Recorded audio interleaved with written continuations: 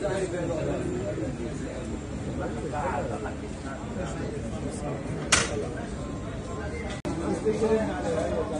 كلمتين عنه.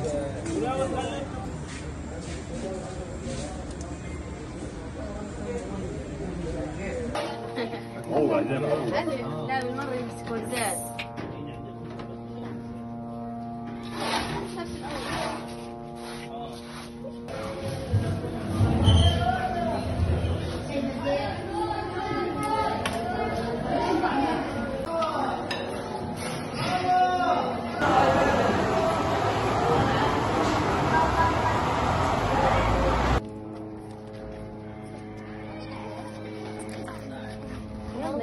يلا روحي روحي.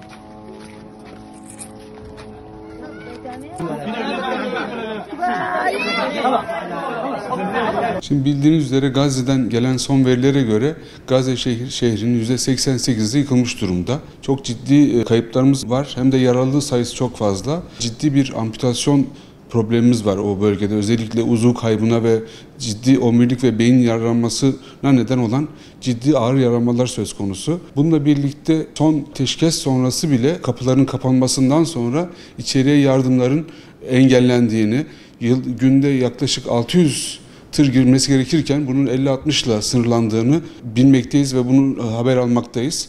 Bu anlamda Yeryüzü Doktorları Derneği de dahil olmak üzere birçok sivil toplum kuruluşu kapıda hazır yardım tırlarını bulundurmakta ve ilk fırsatta bu yardımları Gazze'li kardeşlerimize ulaştırmak istemektedir. Özellikle açlık, sağlık ve hijyen sorunumuz var o bölgede.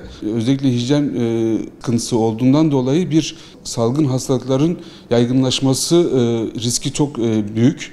Bununla birlikte akut malnutrisyon dediğimiz açlığa bağlı kas kaybı insanlarda solunumsal, kalp ve dolaşım hastalıklarına neden olmakta ve bu da ölümlere sebep olmakta.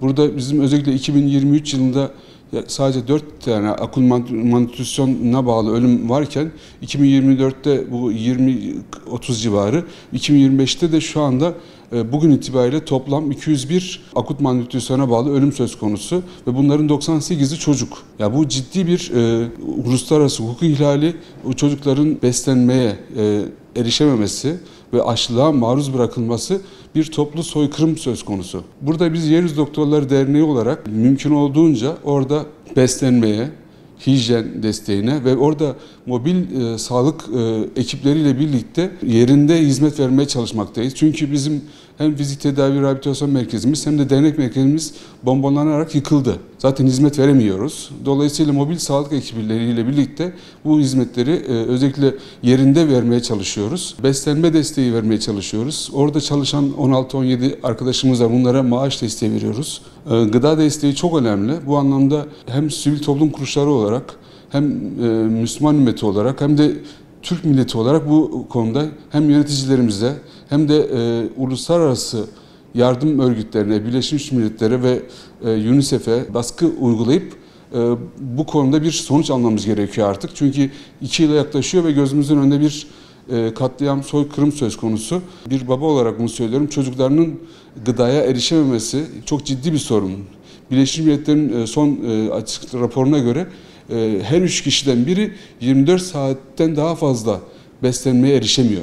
Yani bu çok ciddi bir sorun. Biz günde 3 öğün yemek yerken orada 24 saatte bile bir öğün ve bu öğünün ne olduğunu da tahmin edersiniz ki biz özellikle bu son çalışmalarımızda gösterdik. Yani birer ekmek parçası verdiğiniz zaman bu onun beslenme oluyor. Gökten artılan yardımları da gördük. Yani hep parçalandı, dağıldı, insanlar toprakların, kumların arasından un toplamak zorunda kaldılar yani. Bu gerçekten yani bir insan olarak gerçekten beni üzüyor. Şimdi Yeryüzü Doktorları Yönetim Kurulu olarak biz her fırsatta içeriye yardım ulaştırmaya çalışıyoruz. Son Kurban Bayramı'nda topladığımız 2800'e yakın hisseyi biz kavurma ve konservesi olarak hazırladık ve yola çıktı. Şu anda işte bizim Ürdün üzerinden kapıda bekleterek orada ilk fırsatta içeriye sokmaya çalışacağız. Bu anlamda da ciddi arkadaşlarımız çalışmayı sürdürmektedir. Bizim burada yaklaşımımız özellikle hastalıkların yaygınlaşmasına engel olmak ve bir an önce özellikle solunum ve dolaşım desteğine, sıkıntılarına sorun olan bu akut malnutrisyonun bir an önce desteklenmesi ve içeriye yardımların sokularak bunun önüne geçilmesi gerekiyor. Biz bunu özellikle deprem sonrası gördük.